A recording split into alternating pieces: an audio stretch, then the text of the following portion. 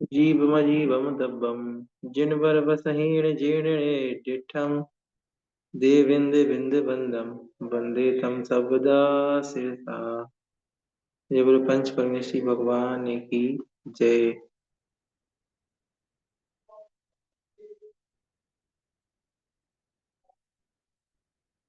चलिए,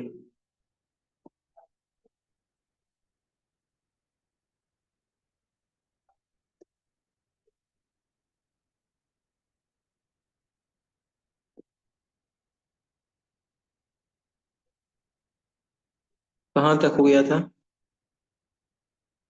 page number 126 है ना?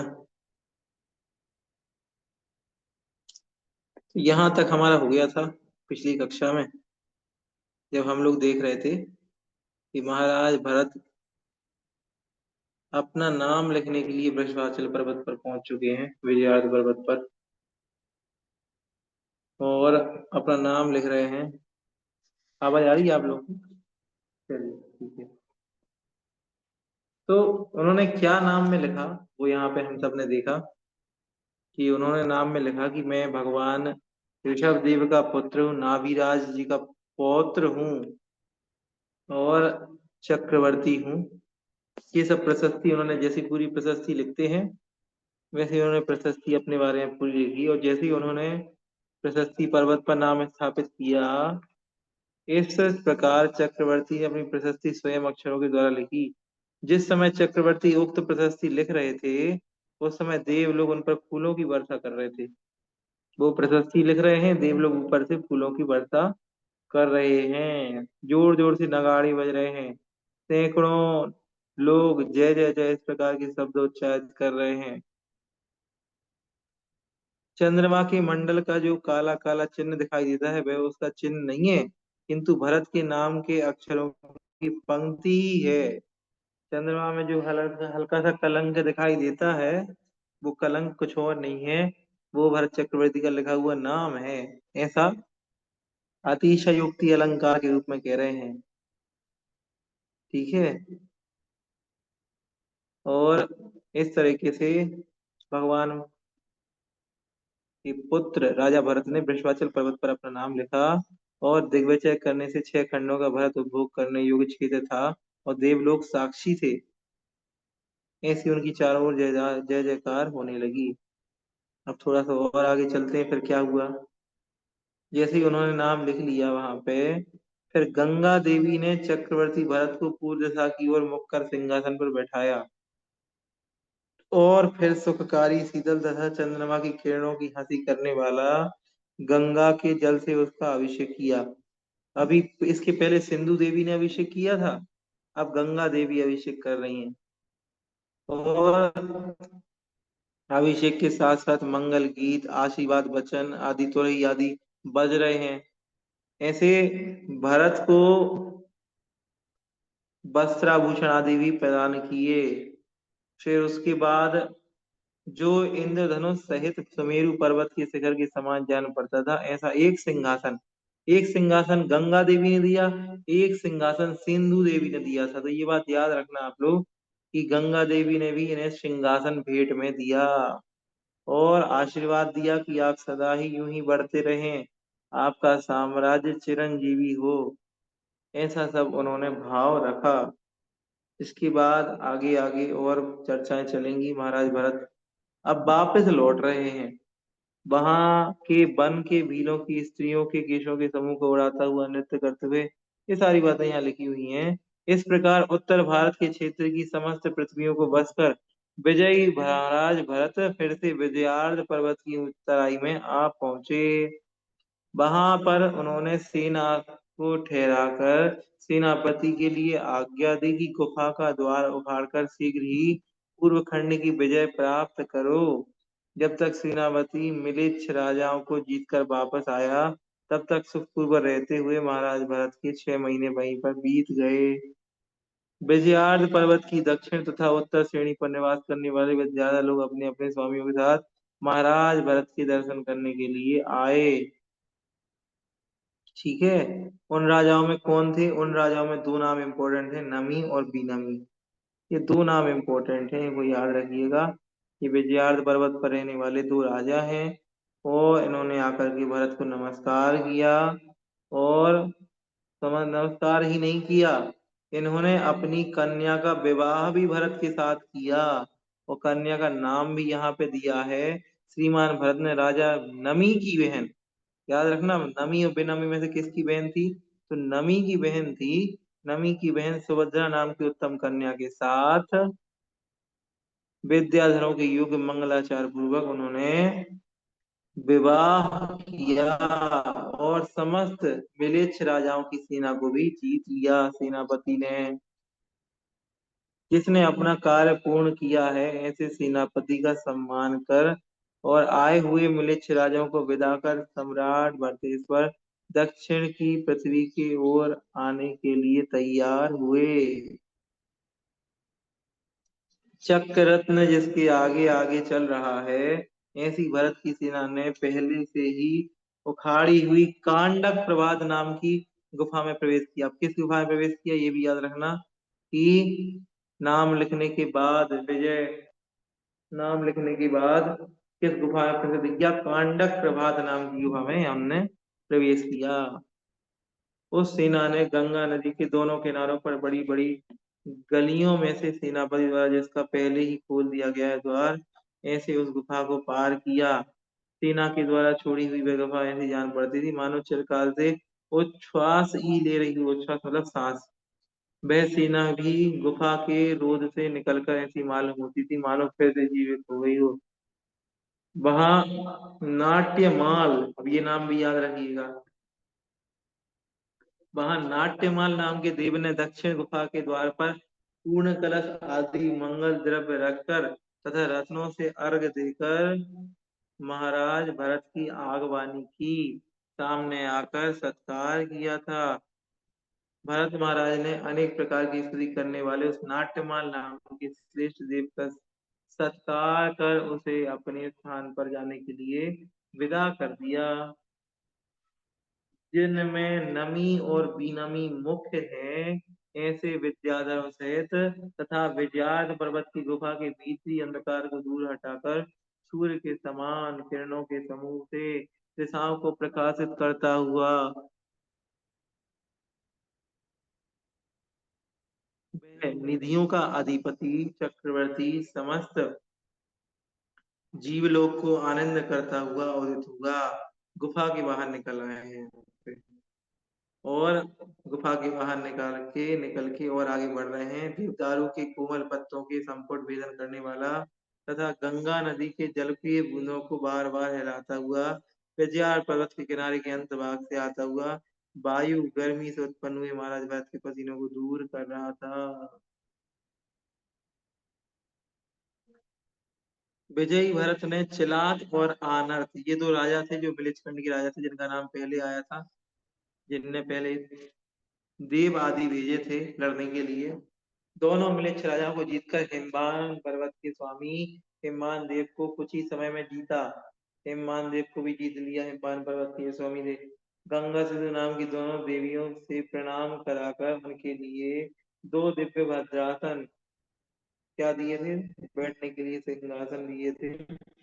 गंगा और सिंधु दोनों देवियों ने और विजयार पर्वत को लीला मात्र में जीतकर उनके समीपवर्ती राजाओं को जीतते हुए उन्होंने सेनापति के साथ साथ 6 खंडों से भारत की क्षेत्र की समस्त पृथ्वी को जीत लिया था, समस्त पृथ्वी जीत ली।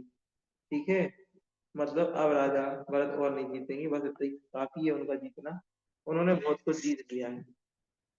चलो और आगे चलते हैं, आगे हम लोग त्रयस्त्रिंशतम परवम, 33वां पर्व आ गया। ठीक है, काउंटिंग भी इसमें आप लोग संस्कृति सीखते जा रहे हैं। त्रयस्त्रिंशत मतलब होता है 33, 33वां। जिन्होंने समस्त राजा विद्याधर और देवों को नमन किया है तथा समस्त दिग्विजय में सफलता प्राप्त की है, ऐसे श्रीमान भरत चक्रवर्ती अपनी अयोध्यापुरी के लिए लौटे। अब कहाँ लौट आ रहे हैं भरत चक्रवर्ती, अयोध्यापुरी लौट के आ रहे हैं। श्रीमान भरत चक्रवर्ती अयोध्यापुरी के प्रति लौटे। इन महाराज भरत तो 9 निधियां और 14 रत्न सिद्ध हुई तथा विद्याधरों के साथ साथ 6 खंडों के समस्त राजा भी इनके वश हुए थे। 9 निधियां और 14 रत्न, ऐसे इस समस्त पृथ्वी को जीतकर चक्रवर्ती ने अपनी अयोध्या नगरी की ओर प्रस्थान किया। अभी लौट के नहीं आए, अभी वहां से चले हैं अयोध्या नगरी की ओर। अब जो चल रहे हैं तो किस तरीके से चल रहे हैं, वो सारी घोड़े कैसे चल रहे हैं, हाथी कैसे चल रहे हैं, सेना कैसे चल रही, कैसा कैसा वहां पे शंख बज रहे, भेरी बज रहे, पैदल सेना किस तरीके की चल रही, ये सारी रथ वगैरह कैसे कैसे बढ़ रही है, ये सब इसमें लिखा हुआ है। ऐसे चक्रवर्ती पर्वत के समान ऊंचे विजय पर्वत नाम के हाथी पर सवार होकर प्रस्थान किया। अब कौन से हाथी पर बैठे घर लौटने के लिए, तो यहाँ पे विजय पर्वत नाम का हाथी का नाम आया है। विजय पर्वत नाम के हाथी पे सवार होकर के घर पे लौटे। ठीक है। नदी किनारे अनेक अनेक देशों का उल्लंघन करते हुए क्रम से कैलाश पर्वत के समीप जा पहुंची। तदनंतर चक्रवर्ती ने कैलाश पर्वत को समीप ही देखकर सेना को वहां पास में ठहरा दिया। अब देखो लौटते हुए रास्ते में उन्हें कैलाश पर्वत मिला।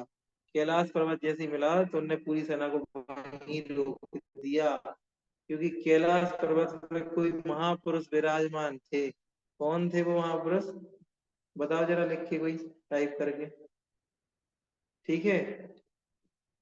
जिस प्रकार सौधर्म इंद्र के पीछे पीछे दैदीप्यमान मुकुट को धारण करने वाले अनेक देव भगवान आदिनाथ, बहुत बढ़िया निशु जी, उसी प्रकार आगे आगे जाते हुए अतिशय कांतिमान महाराज भरत के पीछे पीछे दैदीप्यमान मुकुट को धारण करने वाले अनेक राजा लोग जा रहे थे। तो अब ये कहाँ बढ़ चले हैं, ये कैलाश पर्वत में बढ़ चुके हैं। कैलाश पर्वत पे भगवान आदिनाथ विराजमान है।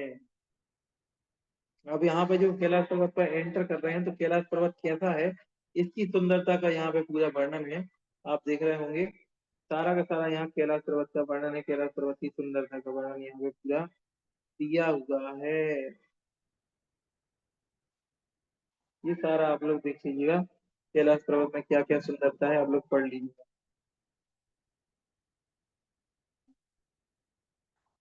ये पूरा का पूरा कैलाश पर्वत का वर्णन यहाँ पे लिखा हुआ है।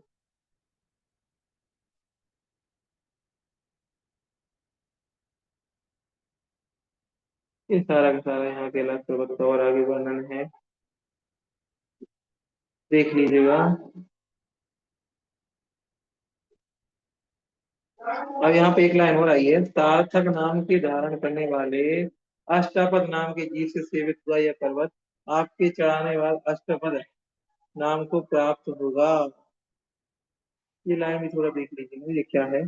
ऊपर तो आया था 32 अधिकार।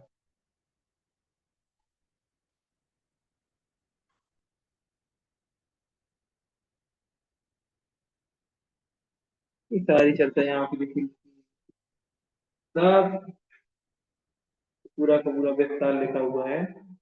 अब आगे यहाँ पे कह रहे हैं, लास्ट में कह रहे हैं, विद्वानों में श्रेष्ठ भरत चक्रवर्ती प्रसन्न चित्त से कुछ ही आगे बढ़े थे कि उन्हें वहां समीप ही जमीन देखकर समुद्र जान पड़ा। सामने समुद्र दिखाई दे गया पिताजी का। ऊपर से पड़ती हुई पुष्प वृष्टि धुंधुवी बाजों के शब्दों से उन्होंने जान लिया कि त्रिलोकीनाथ जिनेंद्र समीप ही विराजमान है। मंदार वृक्षों के फूलों से सुगंधित और लताओं के वन को कंपित करने वाला वायु उनके ऊपर इस प्रकार आया मानो उनकी आगवानी ही कर रहा हो। राजाओं श्रेष्ठ महाराज भरत पैर की गांठें तथा ऊंचे फले हुए फूलों के संवर्धन से जो अत्यंत कोमल हो गया था, ऐसे मार्ग के द्वारा बिना किसी परिश्रम के बाकी बचे हुए पर्वत पर चढ़े। अब आगे चढ़ गए। तदनंतर उस पर्वत पर चढ़कर भरत ने उनके मस्तक के पहले कहीं रचना से सहित देव का समरण मंडल देखा। ठीक है। इसमें समस्त सुर आदि असुर आकर के दिव्य ध्वनि के अवसर की प्रतीक्षा करते हुए बैठते हैं।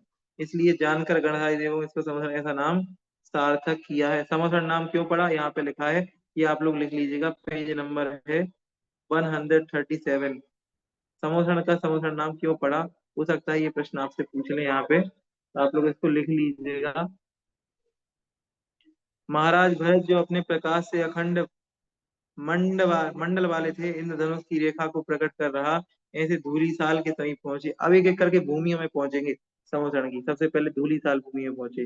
सुवर्ण के खंभों के अग्रभाग पर लगे हुए रत्नों के तोरणों से जो अत्यंत दीप्यमान हो रही थी, ऐसी धूली साल को उल्लंघन कर उन्होंने मान स्तंभ की पूजा की। धूली साल भूमि में मान स्तंभ लगा हुआ है, उसकी उन्होंने पूजा की, जिसमें स्वच्छ और शीतल जल भरा हुआ था, कमल फूल रहे ऐसे जिनेंद्र भगवान की वाणी के समान। मानस्तंभ के चारों ओर की बावड़ियां, मानस्तंभ के पास चारों तरफ बावड़ियां लगी हुई हैं। तो ये बावड़ियां का वर्णन यहाँ पे समुद्र का पूरा वर्णन एक करके आने वाला है। तो एक बार फिर से देख लीजिएगा समुद्र का क्या वर्णन है।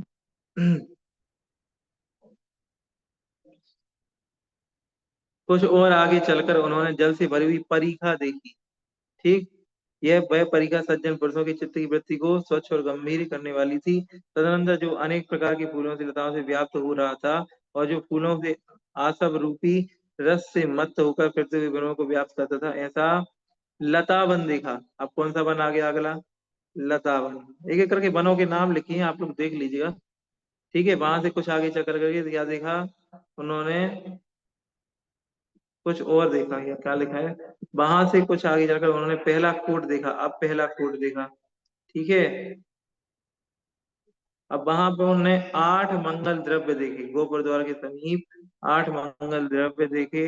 तदंतर भी प्रवेश करते हुए चक्रवर्ती भरत इंद्राणी के नृत्य करने योग्य दोनों ओर से नाट्यशालाएं भी देखी। अब देखो यहाँ क्या क्या है, एक एक करके सब पता लग रहा है अपन को। नाट्यशालाएं हैं, मानस स्तंभ है, बावड़ियां हैं, क्या क्या है समुद्र में वो सब यहाँ पे लिखा हुआ है। वहां से कुछ आगे चलकर मार्ग में दोनों बगल उन्होंने रखे हुए सुगंधित ईंधन के समूह के द्वारा देखा हुआ धूम निकलता हुआ दिखा। फिर अभी पहली कक्षा में थे, पहली कक्षा में उन्होंने ये सब देखा। दूसरी कक्षा में उन्होंने 4 वन भी देखे, जो झड़ते हुए फूलों वाले वृक्षों को अर्घ देते हुए के समान जान पड़ते थे। तो इन्होंने दूसरा दूसरी कक्षा में क्या क्या देखा ये सब देखिएगा।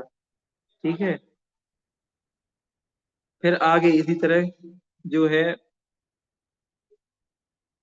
और आगे चलेंगे। बनबेरी के मुख्य द्वार की भूमि को उल्लंघन कर चक्रवर्ती भरत ने ध्वजाओं से रुकी हुई पृथ्वी देखी।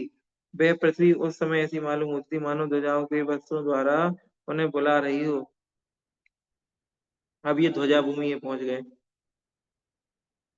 क्योंकि जिस प्रकार, हाँ ध्वजा भूमि में पहुंच गए। फिर यज्ञ भूमि है, ध्वजा भूमि है। ध्वजा भूमि में कौन कौन सी ध्वजाएं हैं? जनराज की वे ध्वजाएं सिंह वस्त्र कमल मयूर हाथी गरुड़ माला बैल हंस और चक्र, इन चिन्हों के भेद से 10 प्रकार की थी। ध्वजाएं कितने प्रकार की होती हैं? 10 प्रकार की ध्वजाएं होती हैं। तो 10 प्रकार की ध्वजाएं यहाँ पे किन किन के चिन्हों से सहित थी, भी सब यहाँ पे लिखा है। वे ध्वजाएं प्रत्येक दिशा में एक एक प्रकार की 108 स्थित थी। उन सब की पूजा करते हुए चक्रवर्ती महाराज ध्वजा भूमि से और आगे बढ़े। आगे चलकर उन्होंने 4 गोपुर दरवाजे से चांदी का बना हुआ दूसरा कोट देखा। अब दूसरे कोट में आ गए। इसके पहले पहले कोट में थे, अब दूसरे कोट में आ गए। दूसरे कोट में उन्होंने पहले के समान ही नाट्यशालाएं देखी। ठीक है। वहां पे देवांगन नृत्य आदि कर रही थी, फल फूल आदि लगे हुए थे, इत्र आदि महक रहे थे। आगे चलकर उन्होंने उसी कक्षा के मध्य में माला वस्त्र आभूषण आदि अभीष्ट फल देने वाली कल्प वृक्षों की वन भूमि देखी। अब यहाँ पे वन भूमि है और आगे। ठीक है। उसी वन भूमि में उन्होंने सिद्धों की प्रतिमाओं को अधिष्ठित इंद्रों के द्वारा पूजित सिद्धार्थ वृक्षों की प्रदक्षिणा दी। उन्हें प्रणाम किया और उनकी पूजा की। तदनंतर 4 गोपुर दरवाजों से सुशोभित वन की वेदी का उल्लंघन कर चक्रवर्ती ने अनेक महलों से भरी हुई पृथ्वी और स्तूप देखे। उन्होंने जो जो देखा वो सब इसमें लिखा हुआ है, लेकिन ये सब पढ़ने योग्य है, छोड़ने योग्य नहीं है। क्या पता किस लाइन में क्या हमको मिल जाए, इसलिए मैं पूरा पढ़ रहा हूँ। वहां देवों के रहने के लिए जो महल बने थे वे 3 खंड 4 खंड 5 खंड और अनेक प्रकार के थे। नाना प्रकार के उपकरणों से सजे हुए थे, जिसके बीच बीच में रत्नों के तोरण लगे हुए थे, जिन पर चारों ओर से जय देव की प्रतिमाएं विराजमान थी। ऐसे वे रत्नमय स्तूप भी बहुत अधिक सुशोभित हो रहे थे। उन स्तूपों को देखते हुए, उनकी पूजा करते हुए और उन्हीं का वर्णन करते हुए परम आश्चर्य को प्राप्त हुए। भरत ने क्रम से उस कक्षा का उल्लंघन किया। आगे चलकर उन्होंने आकाश स्फटिका बना हुआ तीसरा कोट देखा।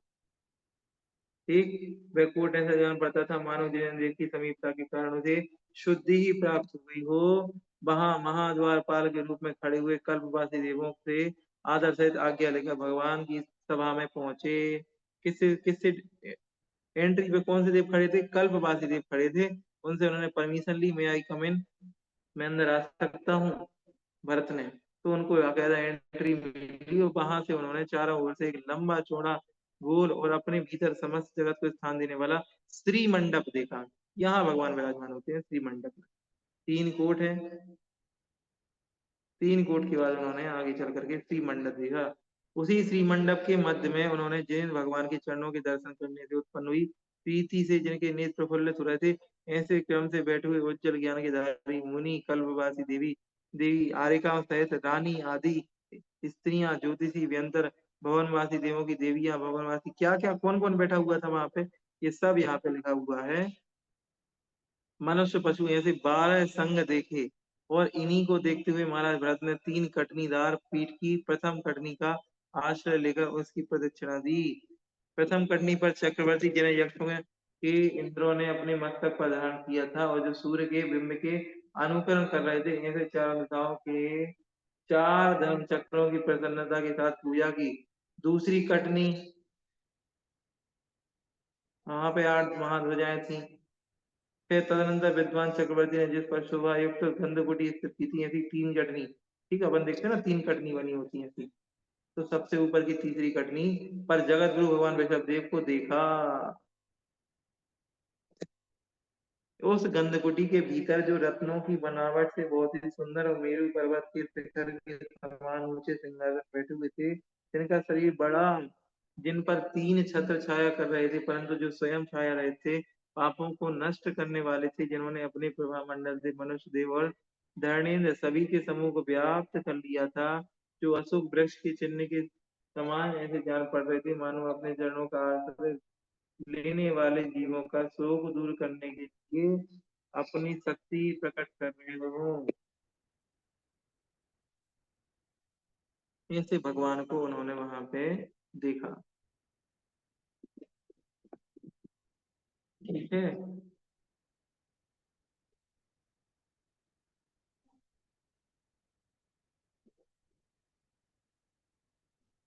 जो आंखों के पलक ना लगने से अतिशय सुंदर थे, सम चतुर संस्थान के धारक थे, जिसके जन्म विधान रहित अतिशय बलवान शरीर को धारण कर रहे थे, ऐसे अचिंत महात्मा के धारक थे, जिन भगवान को दूर से ही देखते हुए भगवान भरत आनंद से भर गए तथा उन्होंने दोनों घुटने जमीन पर टेककर श्री भगवान को नमस्कार किया। जैसे हम भगवान को यहाँ अरिहंत परमेष्टि की प्रतिमा को नमस्कार करते हैं, भगवान को नमस्कार करते हैं। आवाज बहुत कम है भैया जी, आवाज कम है।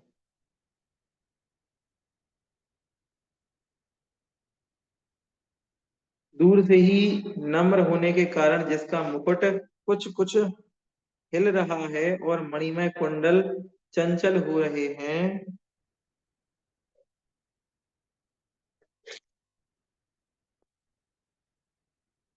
ऐसे भक्ति पूर्वक जिनेंद्र को प्रणाम करते हुए चक्रवर्ती भरत ऐसे जान पड़ते थे मानो रत्नों का अर्घ ही दे रहे हो। तदनंतर उन्होंने मोक्ष रूपी फल प्राप्त करने की इच्छा से विधि पूर्वक जल, चंदन, पुष्पमाला, अक्षत, नैवेद्य, दीप, धूप और फलों के द्वारा भगवान की पूजा की। अष्टद्रव्य के नाम भी आ गए। पूजा की विधि समाप्त कर चुकने के बाद भारतेश्वर ने परमेष्टि देव को प्रणाम किया और फिर अच्छे अच्छे स्तुतियों के द्वारा उनकी स्तुति करना प्रारंभ किया। हे भगवान, आप परमात्मा हैं, अपार गुणों के धारक हैं, अविनश्वर हैं। मैं शक्तिहीन हूँ तथा भी बड़ी भारी भक्ति से जबरदस्ती प्रेरित होकर आपकी स्तुति करता हूँ।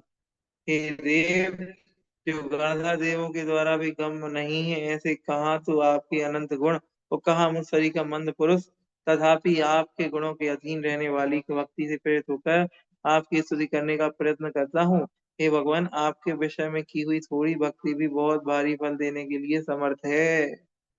ये लाइन देख लेना, भगवान आपके विषय में की हुई थोड़ी भक्ति भी बहुत भारी फल को देने में समर्थ है। सो ठीक ही है, क्योंकि स्वामी की संपत्ति सेवक जनों की संपत्ति की परंपरा को पुष्ट करती है। हे नाथ, जिस प्रकार मेघों के आवरणों से छूटे हुए सूर्य की अनेक किरणें प्रकट हो जाती हैं, उसी प्रकार घातीय कर्म रूपी मल के दूर हो जाने से आपके अनेक गुण प्रकट हुए हैं। हे प्रभु, घातीय कर्मों को जीत लेने से आपके यथार्थ ज्ञान, सुख, वीर आदि छायक लब्धियां प्रकट हुई हैं। अब यहाँ पे बहुत अच्छे अच्छे मीठे मीठे वचनों से महाराज भरत ने उन भगवान की भक्ति की है। हे नाथ, समस्त पदार्थों को विषय करने वाली आपकी ये सप्त भंग रूप वाणी ही आप में आप तपने की निर्मल प्रतीति उत्पन्न करने के लिए समर्थ है। हे सबका हित करने वाले, आपकी सप्त भंग रूप वाणी इस प्रकार की है कि जीवादि पदार्थ कथनचित हैं कथनचित नहीं है, कथनचित ये दोनों प्रकार ही हैं, कथनचित अवक्तव्य ही हैं, कथनचित अस्तित्व रूप होकर अव्यक्तव्य हैं, कथनचित नास्ति रूप होकर अवक्तव्य हैं, कथनचित अस्तित्व नास्ति दोनों रूप होकर अवक्तव्य हैं। अब यहाँ पे सप्तभंगी नयों की आगे चर्चा आएगी। ठीक है, सप्तभंगी नय ये बहुत इम्पोर्टेंट है, वेरी वेरी इम्पोर्टेंट। इसको हम बहुत डिटेल में अच्छे से समझाएंगे आपको। ये सातों नाम आपको याद रखने हैं, स्याद अस्ति, स्याद नास्ति, स्याद अस्ति नास्ति, स्याद वक्तव्यम, स्याद अस्ति वक्तव्यम, स्याद नास्ति वक्तव्यम, स्याद वक्तव्यम च, स्याद नास्ति वक्तव्यम च। ये सात हैं पूरे, इनका नाम शायद याद रखना है आपको। इनके अर्थ यहाँ लिखे हुए हैं, क्योंकि ये विषय थोड़ा समझाने वाला है, इसमें समय भी अधिक लगेगा, इसीलिए आपको एक बार थोड़ा इसको पढ़े अच्छे से। वक्तव्य वाला विषय जो है इसको थोड़ा सा क्लिष्ट भी होगा समझाना अभी, इसीलिए आप लोग इस विषय को पढ़ करके आए, सप्तभंगी नयों को पढ़ करके आए, और इसके बाद अपन आगे अगली कक्षा में चर्चा करेंगे। उम्मीद है आप सभी को समझ में आया होगा। आज की कक्षा में हम लोगों ने क्या पढ़ा? हम लोगों ने पढ़ा भरत चक्रवर्ती ने वृषभाचल पर्वत पर अपना नाम लिख दिया है, और वृषभाचल पर्वत पर नाम लिखने के बाद वे अयोध्या नगरी के लिए लौट रहे हैं। रास्ते में कैलाश पर्वत पड़ा, कैलाश पर्वत पर पड़ा तो उनको अपने पिताजी और पूज्य तीर्थंकर भगवंत के दर्शन करने का मन हुआ तो समुद्र में कैसे कैसे प्रस्थान किया, कौन कौन से कोट देखे, कौन कौन सी भूमियों को देखा, किस तरीके से नमस्कार किया, ये सारी चर्चा एक बहुत इंपॉर्टेंट प्रश्न बनाती है। फिर आगे जाकर के उन्होंने किस तरीके से भगवान की स्तुति की, वो इसमें लिखा हुआ है, और फिर आगे सप्तभंगी नए आने वाले हैं जिनकी चर्चा अपन लोग अगली कक्षा में करेंगे। आइए, आज के लिए इतना ही। सभी को जय जिनेन्द्र। आइए, माइक खोल रहा हूँ सभी के।